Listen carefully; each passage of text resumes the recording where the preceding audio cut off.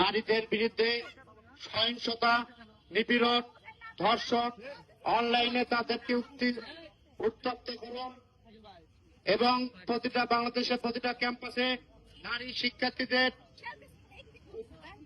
উত্তপ্তকরণের প্রতিবাদে আজকে কেন্দ্রীয় ছাত্রদল কর্তৃক আয়োজিত, কেন্দ্রীয় ছাত্রদল কর্তৃক ঘোষিত পুরা বাংলাদেশে সকল শিক্ষা প্রতিষ্ঠানে যে মানববন্ধন অনুষ্ঠিত হচ্ছে তার ন্যায় বগুড়া সরকারি আইজুল হক কলেজ সবুজ চত্বরে যে মানববন্ধন হচ্ছে সেই মানববন্ধনে উপস্থিত রয়েছে সরকারি আইজুল হক কলেজ শাখা ছাত্রদলের বিভিন্ন পর্যায়ের নেতৃবৃন্দ এবং আমার সামনে সরকারি আইজুল হক কলেজ শাখা ছাত্র নেতৃবৃন্দ এবং মহিলা নেতৃবৃন্দ সকলকে জানাই বাংলাদেশ জাতীয়তাবাদী ছাত্রদল বগুড়া জেলা শাখার পক্ষ থেকে সংগ্রামী শুভেচ্ছা এবং আমার ব্যক্তিগত পক্ষ থেকে সালাম, আসসালামু আলাইকুম।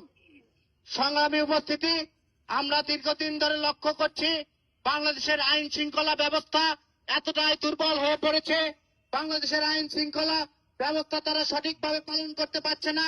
সেখানে আমরা দেখলাম মাগুরায় একটি ছোট বাচ্চাকে যেভাবে ধর্ষণ করে হত্যা করা হয়েছে, সেই হত্যার বিচার বাংলাদেশ জাতীয়তাবাদী ছাত্রদল চায়। বন্ধুরা, এই হত্যার বিচার যদি প্রকাশ্যে এই অন্তর্বর্তীকালীন সরকারের যেসব নেতা কর্মী রয়েছে তারা যদি এই হত্যার বিচার না করতে পারে, বাংলাদেশ জাতীয়তাবাদী ছাত্রদল রাজপথে এসে এই সব ধর্ষণ এবং হত্যার বিচার করবে। বন্ধুরা, আমরা বলতে চাই দেশে যত শিক্ষা প্রতিষ্ঠান রয়েছে প্রতিটা শিক্ষা প্রতিষ্ঠানে নারী শিক্ষার্থী অবাধ চলাফেরা করবে, তাদেরকে কোন রকম সন্ত্রাস শিক্ষা দেয় কেউ যেন টিচিং না করতে পারে, তাদের যেন পড়ালেখায় কেউ কোনো বাধা বিঘ্ন না করতে পারে, এই দিকে বাংলাদেশ জাতীয়তাবাদী ছাত্রদল সবসময় লক্ষ্য রাখবে। বন্ধুরা, আমরা দেখেছি দীর্ঘ 17 বছর খুনি হাসিনার সরকার যেভাবে বাংলাদেশকে জিম্মি করে রেখেছিল, বাংলাদেশের শিক্ষা প্রতিষ্ঠানকে জিম্মি করে রেখেছিল, বাংলাদেশের শিক্ষা প্রতিষ্ঠানে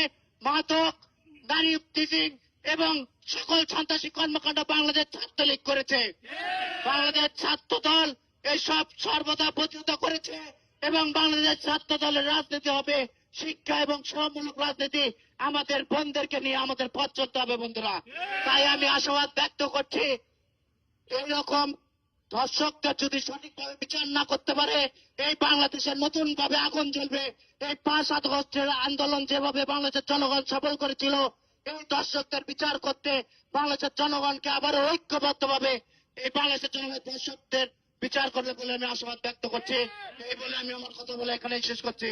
শহীদ প্রেসিডেন্ট জিয়াউর রহমান অমর, দেশনেত্রী বেগম খালেদা জিয়া জিন্দাবাদ, আগামী রাষ্ট্রনায়ক জনাব তারেক রহমান জিন্দাবাদ।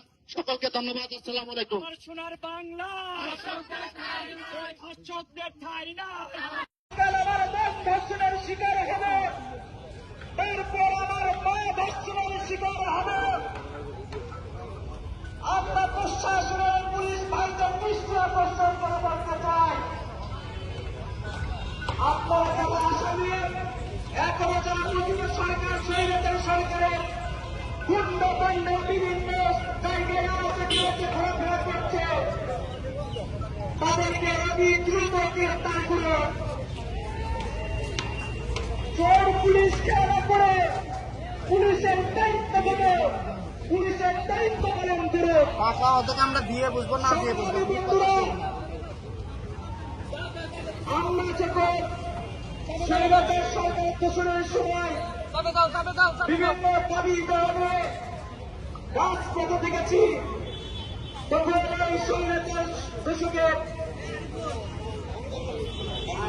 নেতৃবৃন্দরা আমাদের রহমান জিন্দাবাদ, সবাইকে ধন্যবাদ।